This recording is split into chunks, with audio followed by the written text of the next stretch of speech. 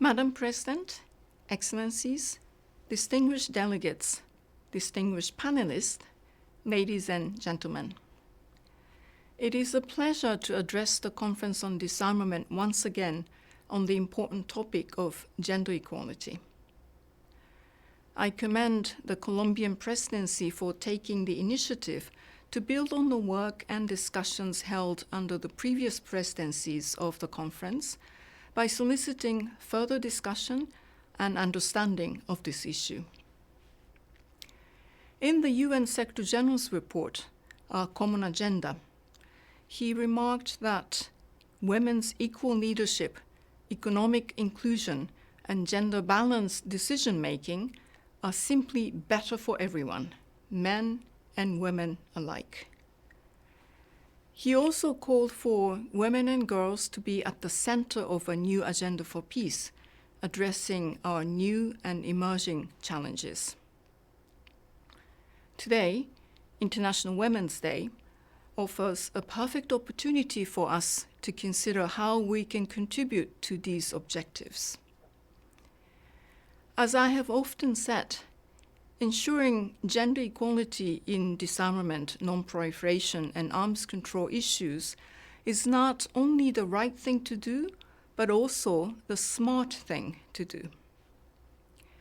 I believe that the Conference on Disarmament has a key role and can make significant contributions in two ways: through supporting the equal, full, and effective participation and leadership of women, and by incorporating gender dimensions in its work. First, on women's leadership and participation. In taking stock of the progress the disarmament community has made, much attention has revolved around the equal, full, and effective participation of women and men in disarmament processes. Increasingly, member states have recognized the importance of gender equality and have committed to ensuring gender balance in their delegations. However, we have much further to go to reach true parity across our disarmament processes, including this conference. In most international disarmament meetings, only about 1/3 of delegates are women. Even fewer are heads of delegation. We must consider how we can accelerate progress to reach our goals in this regard, including through target setting and other metrics. Excellencies, distinguished delegates, seats at the table are not the only way we should be working towards gender equality. We must also focus our attention to the consideration of the gender dimensions of disarmament, non-proliferation, and arms control, and to make our work more responsive to these aspects. These discussions are both necessary and overdue. I urge the conference to consider gender equality not as an additional topic for discussion, but as a fundamental aspect of each and every item on the CD's agenda. This also requires a careful consideration of other intersectional factors that affect one's vulnerability to and impact from weapons, which includes age, location, race, and disability.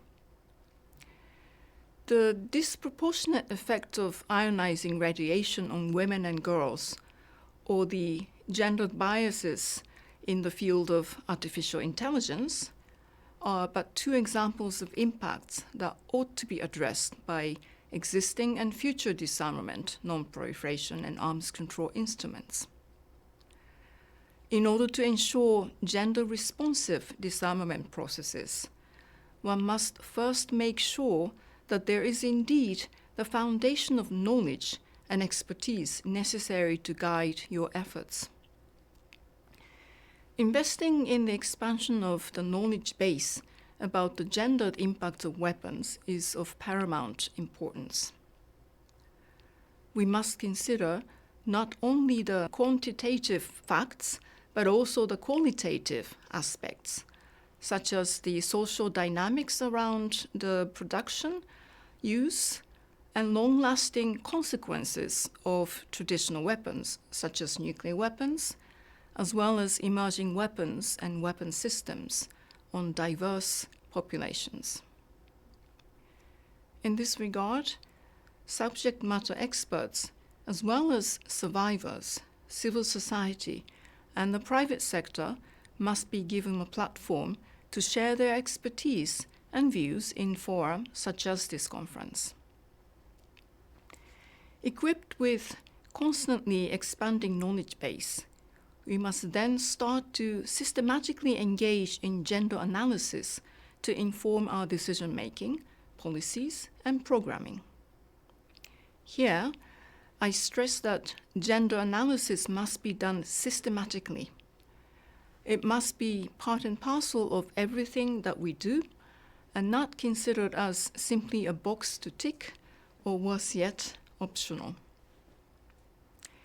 When gender analysis is done well, it can further expand and refine not only the mainstreaming of gender into your work, but also elucidate where targeted interventions are necessary. It will make our work on disarmament more effective and support relevant frameworks such as UN Security Council Resolution 1325 and subsequent resolutions on women, peace, and security. Excellencies, distinguished delegates, the Conference on Disarmament and the disarmament community at large must hear from diverse voices and also create solutions that fully consider the needs, experiences, and perspectives of both men and women. We cannot, in good conscience, have a disarmament regime that does not take people-centered approach to peace and security, and we cannot leave gender issues behind. In closing, I encourage the conference to create conditions conducive for equal, full, and effective participation of women and systematically introduce a gender dimension into its discussions.